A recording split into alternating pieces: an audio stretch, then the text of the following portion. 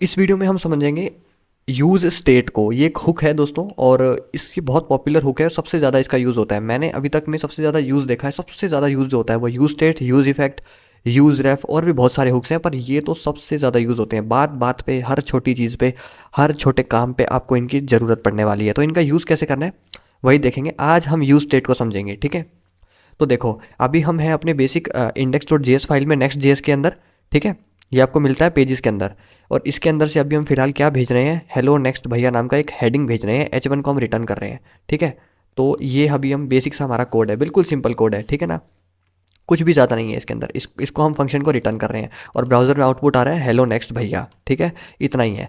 तो अब हमें बिल्कुल स्क्रैच से हम सीखेंगे यूज़ स्टेट। तो सबसे पहले हमें उसे इंपोर्ट करना होगा, क्योंकि एक हुक है तो हमें इंपोर्ट करना होता है। तो हम यहाँ लिखेंगे इंपोर्ट यूज़ स्टेट, ठीक है, ऐसे लिखेंगे फ्रॉम रिएक्ट, ठीक है, रिएक्ट, ठीक है। आ गया, इंपोर्ट कर लिया। अब उसे यूज़ करना है। देखो, अब कुछ लोगों को कन्फ्यूज़न होता है कि स्टेट को यूज़ कहाँ करते हैं। तो देखो, ये जो आपका मेन कंपोनेंट है ना, जिसका फंक्शन जहाँ भी शुरू हो रहा है, फैट एरो हो या नॉर्मल वाला फंक्शन हो, तो जहाँ भी ये शुरू हो रहा है ठीक उसके नीचे है। लेकिन रिटर्न के अंदर कभी भी यूज़ नहीं करोगे, रिटर्न के अंदर आप कभी भी स्टेट नहीं बनाओगे, ठीक है ना।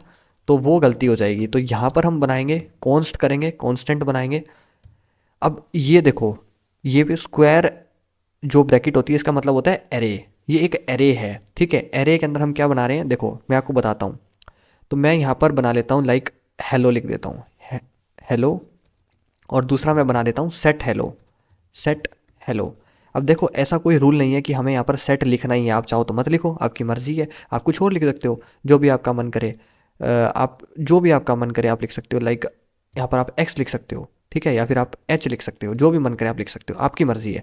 पर एक पहचान के लिए कि हमें इसका वैल्यू आगे जा कर के चेंज करना है, इसका वैल्यू हमें कुछ और सेट करना है, इसलिए हम यहाँ सेट लिखते हैं, ठीक है। तो ये बस एक नॉर्मल सी है ना, एक बन बन गया, एक ऐसा रूल बन गया। जैसे कि फॉर लूप में हम बार बार जब जरूरत पड़ती है तो आई और जे को बुलाते हैं, कोई रूल नहीं है वो। फॉर लूप के अंदर आप सिर्फ आई और जे का यूज़ नहीं कर सकते हो, लेकिन हम उसी का करते हैं, क्योंकि वो एक परसेप्शन बन गया है माइंड में, ऐसा एक हैबिट बन गया है सबके, ठीक है ना। तो वैसे ही आप समझो कि बस यहाँ सेट हम लगाते हैं, लेकिन ज़रूरी नहीं है सेट लगो, आपका मर्जी है। कुछ और लिखना चाहते हो तो आप वो भी लिख सकते हो।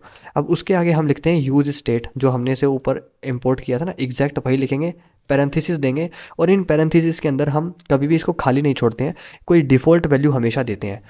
डिफ़ॉल्ट वैल्यू किसका देते हैं, इसका। ये वेरिएबल बना है हमारा। नॉर्मल जावास्क्रिप्ट में हम क्या करते हैं, ऑर्डिनरी जावास्क्रिप्ट के अंदर हम ऐसे वेरिएबल बनाते हैं, हेलो नाम से बना लिया, और इसको वैल्यू दे देते हैं। लाइक मैंने यहाँ पर हेलो लिख दिया, हेलो जी। तो अब क्या हुआ कि हेलो जी नाम का ये जो स्ट्रिंग वैल्यू था, ये इस हेलो नाम के वेरिएबल के अंदर चला गया। लेकिन हम यहाँ ऐसा नहीं कर सकते हैं, यहाँ हमें स्टेट्स का यूज़ करना होगा किसी भी वेरिएबल के अंदर वैल्यू चेंज करने के लिए, अपडेट करने के लिए, स्टोर करने के लिए, ठीक है। और ये अभी असाइन ऑपरेटर दिया हुआ है, तो इसका मतलब क्या है कि इस वेरिएबल का डिफ़ॉल्ट वैल्यू हेलो जी है, ठीक है। और आगे जाकर के चेंज करना हो तो हम नॉर्मल जावास्क्रिप्ट में, ऑर्डिनरी जावास्क्रिप्ट में कर लेते थे। लेकिन यहाँ पर हम इस कॉन्सेप्ट का यूज़ नहीं करते हैं। हमने इस हेलो नाम के वेरिएबल को कुछ ऐसे पहले यहाँ लिखा, और उसके बाद उसकी वैल्यू को आगे चेंज करने के लिए ये दूसरा आर्ग्यूमेंट जो होता है ना, ये हमेशा फंक्शन होता है। पहले वाला वेरिएबल होता है, दूसरा वाला एक फंक्शन होता है। तो इसीलिए हमने उसके नाम के आगे सेट लगा दिया, ताकि हम उसकी वैल्यू को सेट कर पाएँ इस दूसरा नाम वाले के आगे, इसका यूज़ करके, इस फंक्शन का यूज़ करके इस वेरिएबल की वैल्यू को चेंज कर पाएँ। तो यहाँ से मैं इसे हटा देता हूँ एक बार, अभी आपको समझ में आ जाएगा। तो मैं अब जैसे वहाँ उसका डिफ़ॉल्ट वैल्यू हेलो जी लिखा था, तो मैं यहाँ लिख देता हूँ हेलो, हेलो जी करके, ठीक है। अब मुझे मान लो उसका यूज़ करना है, तो मैं यहाँ पर अगर यूज़ करना चाहूँ हेलो, यहाँ पर देखो मैं नेक्स्ट की जगह क्या करता हूँ, टेम्पलेट लिटरल देना है आपने, ये देखो करली ब्रेसेस देने हैं इस तरीके से। उसके अंदर ही आप किसी वेरिएबल का नाम लिख सकते हो, किसी भी यूज स्टेट के वेरिएबल का नाम लिख सकते हो, ठीक है। तो ये रूल है। तो यहाँ पर अब मैं लिख देता हूँ, मान लो हेलो, मेरा नाम लिख देता हूँ लाइक हेलो मोहित, ठीक है, मैंने ये लिख दिया। और अगर अब मैं यहाँ पर हेलो नाम का ये जो वेरिएबल है, इसको डालूँ, या इसको भी थोड़ा सही कर देते हैं, नेम लिख देते हैं, है ना, सेट नेम, थोड़ा आपको भी सही लगेगा। और नेम का एन कैपिटल कर देते हैं, ठीक है, कैमल केस बेसिकली। अब यहाँ पर अगर मैं नेम को पास कर दूँ तो आउटपुट में क्या आएगा, इस कोड को सेव करिए और देखिए। यहाँ पर चलते हैं, और एक मिनट, एक एरर आ रहा है। ये क्या कह रहा है कि use state set Mohit default is not a function और its return value is not iterable. So कुछ एरर आया है, एक मिनट।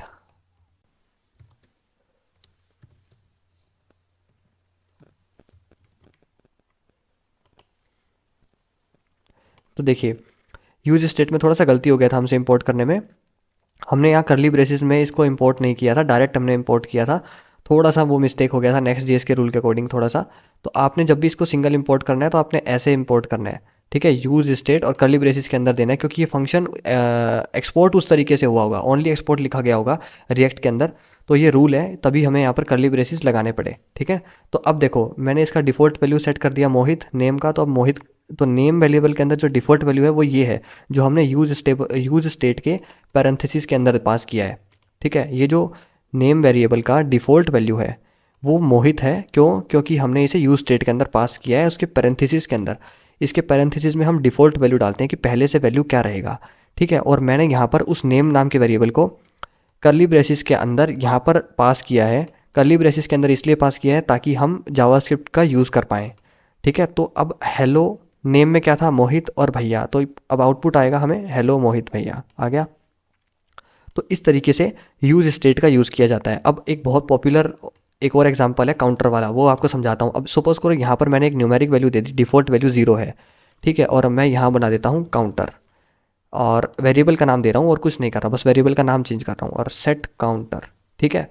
अब अगर मैं यहाँ पर काउंटर लिखूँ तो इसे हटा देता हूँ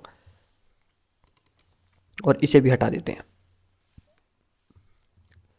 अब अगर हम देखें तो देखिए आपको यहाँ ज़ीरो दिखाई दिया, देखिए आपको ज़ीरो दिखाई दिया। क्यों दिखाई दिया? क्योंकि यहाँ पर यूज स्टेट में इसका डिफ़ॉल्ट वैल्यू, इसका बेसिक वैल्यू ज़ीरो है, ठीक है। इनिशियल वैल्यू कह लो, डिफ़ॉल्ट वैल्यू कह लो, वो ज़ीरो है। हमने ज़ीरो सेट किया था इसलिए ज़ीरो है। अब अगर मैं इस वैल्यू को बढ़ाना या घटाना चाहूँ तो कैसे करूँगा? वो मैं इसके दूसरे आर्ग्यूमेंट इस सेट फंक्शन के थ्रू करूँगा। ये एक फंक्शन है, ठीक है, वेरिएबल नहीं है, फंक्शन है।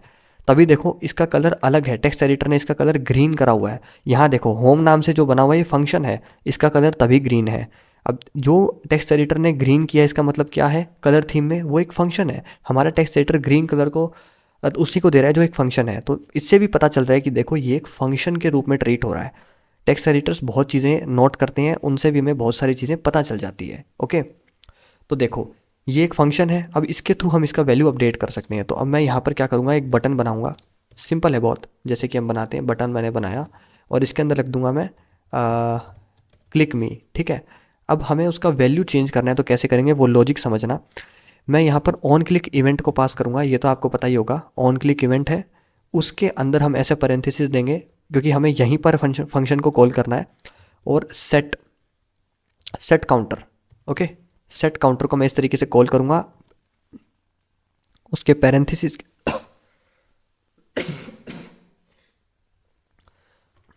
सेट काउंटर को मैं यहाँ सेट काउंटर को मैं यहाँ कॉल करूँगा और उसके पैरेंथेसिस के अंदर अब मैं क्या करूँगा, उसका वैल्यू को बढ़ाना चाहता हूँ। तो उसका डिफ़ॉल्ट वैल्यू किसके अंदर है? काउंटर के अंदर है। तो अगर मैं यहाँ पर काउंटर लिख दूँ तो मतलब मैंने क्या लिखा, इसका डिफ़ॉल्ट वैल्यू वो ज़ीरो है, मतलब ज़ीरो यहाँ मुझे मिल गया, जो डिफ़ॉल्ट वैल्यू था वो मुझे काउंटर के अंदर मिल गया। और अगर मैं उसमें +1 कर दूँ तो इसका मतलब क्या हुआ कि 0 + 1। अगर एक बार ऑन क्लिक इवेंट का मतलब क्या है कि जब क्लिक हो तो एक बार बटन पे क्लिक होगा तो क्या होगा, काउंटर का जो वैल्यू होगा उसमें 1 प्लस हो जाएगा, यानी कि 1 ऐड हो जाएगा। इस काउंटर का डिफ़ॉल्ट वैल्यू हमने पहले बता दिया था कि 0 रहेगा। अब डिफ़ॉल्ट 0 है और एक बार क्लिक होने पर उसमें 1 बढ़ रहा है, इसका मतलब वो यहाँ 1 आ जाएगा। यहाँ 1 आ जाएगा तो काउंटर में 1 सेट हो जाएगा। फिर काउंटर यहाँ मिल रहा है तो अब यहाँ 1 है, 1 में 1 प्लस होगा तो 2 हो जाएगा, डिफ़ॉल्ट वैल्यू 2 हो जाएगा, यहाँ 2 सेट हो जाएगा। फिर काउंटर में आएगा, फिर काउंटर में यहाँ 2 मिलेगा, फिर 2 में 1 प्लस होगा तो 3 हो जाएगा। तो इस तरीके से हर बार क्लिक करने पर काउंटर का वैल्यू इंक्रीज़ होगा। तो मैं यहाँ चलता हूँ और मैं आपको दिखाता हूँ। मैं एक बार इसे रिलोड कर लेता हूँ। हो गया, अब मैं क्लिक करूँगा तो यहाँ 1 होना चाहिए, हुआ 1। मैं दोबारा क्लिक करता हूँ तो 1 में 1 जुड़ा 2। ऐसे तो देख रहे हो, इस तरीके से जैसे मैं क्लिक करता जाऊँगा एक एक करके वैल्यू इंक्रीज़ होता जाएगा। अब मुझे इसका वैल्यू घटाना है, बहुत आसान है, बहुत ही ज़्यादा आसान है। बस जहाँ +1 किया था उसकी जगह -1 कर दो, सिंपल है। अब उसी बटन को जब तुम दोबारा क्लिक करोगे तो इसका वैल्यू नेगेटिव में जाना चला जाएगा, ठीक है ना। अब तुम चाहते हो कि ऐड करने के लिए अलग बटन हो और बढ़ाने के लिए और घटाने के लिए अलग अलग बटन हो, तो बहुत सिंपल है, इसी बटन को कॉपी करो, पेस्ट करो और एक में कर दो काउंटर +1, एक में कर दो -1 और यहाँ लिख दो ऐड और दूसरे में लिख दो या तुम आइकन भी दे सकते हो, ऐसे माइनस का आइकन दे दो और दूसरे में तुम ऐसे प्लस का आइकन दे दो और बस इसको सेव कर दो। अब एक फंक्शन क्या करेगा, एक एक करके इंक्रीमेंट करेगा क्लिक होने पर, और दूसरा क्या करेगा, एक एक करके डिक्रीमेंट करेगा। तो हमने दो अलग अलग बटन बना लिए। तो अब हम यहाँ चलते हैं, मैं प्लस पे क्लिक करता हूँ तो प्लस हो रहा है, मैं माइनस पे क्लिक करता हूँ तो माइनस हो रहा है।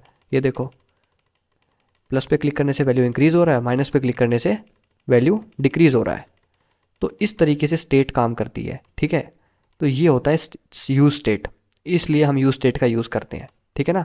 एक वेरिएबल में डिफ़ॉल्ट वैल्यू पैरेंथेसिस के अंदर स्टोर करते हैं, और फिर सेट वाले फंक्शन के अंदर से दूसरे आर्गुमेंट में जो होता है ये फंक्शन, इसका यूज़ करके हम उसकी वैल्यू को चेंज कर सकते हैं। तो बस इतना ही आसान है दोस्तों यूज स्टेट, और इसी तरीके से आप इसका यूज़ करोगे। तो आई होप आपको यूज स्टेट समझ में आ गया होगा। वीडियो अच्छा लगा तो इसे लाइक शेयर करना। मिलते हैं नेक्स्ट वीडियो में।